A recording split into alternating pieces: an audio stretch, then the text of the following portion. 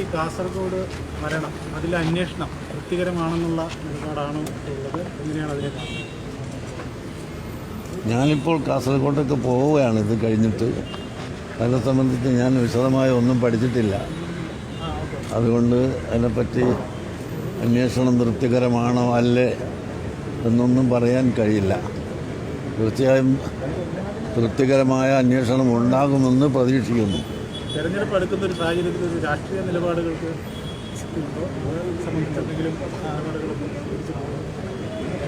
ഇല്ലല്ല, ഞങ്ങൾ രാഷ്ട്രീയ സംഘടനയല്ലല്ലോ. അപ്പം അതുകൊണ്ട് ആ നിലക്കുള്ളൊരു രൂപം നമ്മൾ കണ്ടെത്തിയിട്ടില്ല. കോവിഡ് കാലത്ത് വിവിധ വിഭാഗങ്ങൾക്ക് വേണ്ടിയുള്ള സർക്കാരിൻ്റെ പ്രവർത്തനങ്ങളൊക്കെ നല്ല നിലയിലാണെന്ന് പറയുന്നത്. എങ്ങനെയാണ് കാണുന്നത്? കോവിഡ് കാലത്ത് സർക്കാർ നല്ല നിലയിൽ ചെയ്തിട്ടുണ്ട് എന്ന് എല്ലാവരും പറഞ്ഞതാണ്.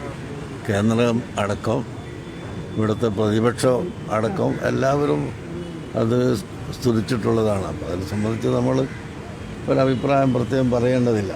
ഈ സുന്നി പ്രവർത്തകരായ ഇടത് പരിപാടികളിൽ നിന്ന് മാറി നിൽക്കണമെന്ന് ലീഗ് ആവശ്യങ്ങൾ ഉന്നയിക്കുന്നുണ്ട്. അത് കാണുന്നുണ്ടോ? കമ്മ്യൂണിസ്റ്റ് പരിപാടികളിൽ മതപണ്ഡിതന്മാർ കമ്മ്യൂണിസ്റ്റ് പരിപാടികൾ മാറി നിൽക്കണം എന്നൊരു ആവശ്യത്തിനെയാണ് കാണുന്നത്.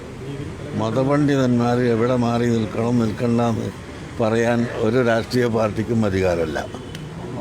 ഉസ്താദ്, ഈ പത്തോളം സുന്നി പ്രവർത്തകരാണ് ഈ SSFന്റെ ആൾക്കാരൊക്കെ ഇങ്ങനെ മരിച്ചിട്ടുള്ളത്. അതിൽ പലതും ലീഗിനാൽ കൊല്ലപ്പെട്ടു എന്നുള്ളതാണ്. അപ്പോൾ ഈ മുസ്ലിം ലീഗിന്റെ ഈ നിലപാട് അത് ഏത് രീതിയിലാണ് നിങ്ങളുടെ സംഘടന കാണുന്നത്? ഇത് തെളിഞ്ഞതിന് ശേഷം നമുക്കതിനെ സംബന്ധിച്ച് വിശദമായിട്ട് പറയാം. എന്തായാലും മുസ്ലിം ലീഗിനെതിരായ ഒരു നിലപാട് ഈ ലീഗിനെതിരായി എന്നല്ല, ഈ രാഷ്ട്രീയ കൊലപാതക രാഷ്ട്രീയത്തിന് എതിരാണ്. അത് ഈ തെരഞ്ഞെടുപ്പിൽ പ്രതിഫലിക്കുമെന്ന് കരുതുന്നുണ്ടോ? അത് പാർട്ടി ഏതാണെന്ന് വ്യക്തമാകുന്നതിനനുസരിച്ച് ചിലപ്പോൾ കടാര രാഷ്ട്രീയത്തിനെതിരെ ശക്തമായി നിലയുറപ്പിക്കുന്നല്ലേ? അതുറപ്പാണ്. കടാര രാഷ്ട്രീയം ഉണ്ടാകാൻ പാടില്ല. അതാണ് വരുന്ന നിയമസഭാ തെരഞ്ഞെടുപ്പിൽ എന്ത് തീരുമാനം എടുക്കണമെന്നുള്ള വിഭാഗത്തിനിടയിൽ ഉണ്ടായിട്ടുണ്ടോ? ഇല്ല, ഞങ്ങൾ ചർച്ച ചെയ്തിട്ടില്ല, ആരംഭിച്ചിട്ടില്ല. ഏതെങ്കിലും തരത്തിൽ അങ്ങനെ ഒരു തീരുമാനം കഴിഞ്ഞ തദ്ദേശ തെരഞ്ഞെടുപ്പിൽ ആരെയാണ് പിന്തുണച്ചതെന്നൊക്കെയുള്ള ഒരു പറഞ്ഞിട്ട് കാര്യമുണ്ടോ? എന്തായാലും ഈ സർക്കാരിന്റെ ഒരു തുടർച്ച ഉണ്ടാകണമെന്നൊരു ആഗ്രഹമുണ്ടോ? ഈ രീതിയിൽ നല്ല രീതിയിലാണ് സർക്കാർ പോകുന്നത്. സർക്കാർ തുടരണം, ഈ സർക്കാർ അത് ഞാൻ ആദ്യം പറഞ്ഞതിലൊന്നും മനസ്സിലായല്ലോ. ഞങ്ങൾ ഒന്നും തീരുമാനം എടുത്തിട്ടില്ല എന്ന് പറഞ്ഞു. അപ്പം പിന്നെ ആ ചോദ്യത്തിന് രണ്ടാമതൊരു ചോദ്യത്തിന് സ്ഥാനമില്ല. തീർച്ചയായും വ്യക്തമായ നിലപാടില്ലാത്തൊരു സംഘടനയാവില്ലല്ലോ. ഞങ്ങൾ ഒരു വലിയ സംഘടനയാണ്. ഞങ്ങൾക്ക് വ്യക്തമായ ഒരു നിലപാട് ഉണ്ടായാൽ തീർച്ചയായും നിങ്ങളെ അറിയിക്കുകയും ചെയ്യും. ഈ വിവിധ വിഷയങ്ങളിൽ മുഖ്യമന്ത്രി പിണറായി വിജയൻ എടുക്കുന്ന ഈ നിലപാടുകൾ അത് ഏത് രീതിയിലാണ് കാണുന്നത്? അതൊന്നും ഇപ്പോൾ പോസ്റ്റ്മോർട്ടം നടത്തേണ്ട ആളല്ല നമ്മൾ മതസംഘടനയാണ്. അതുകൊണ്ട് മതസംഘടനയുടെ പ്രവർത്തനവുമായി മുന്നോട്ട് പോകുന്നു.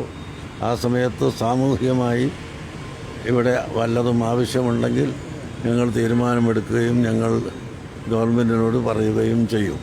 കഴിഞ്ഞ ലോക്സഭാ തദ്ദേശ തെരഞ്ഞെടുപ്പിലെ ജമാഅത്തെ ഇസ്ലാമി UDFനെ പരസ്യമായി അനുകൂലിക്കുന്ന നിലപാടായിരുന്നു. അതിനെയൊക്കെ എങ്ങനെയാണ് ഉസ്താദ് കാണുന്നത്?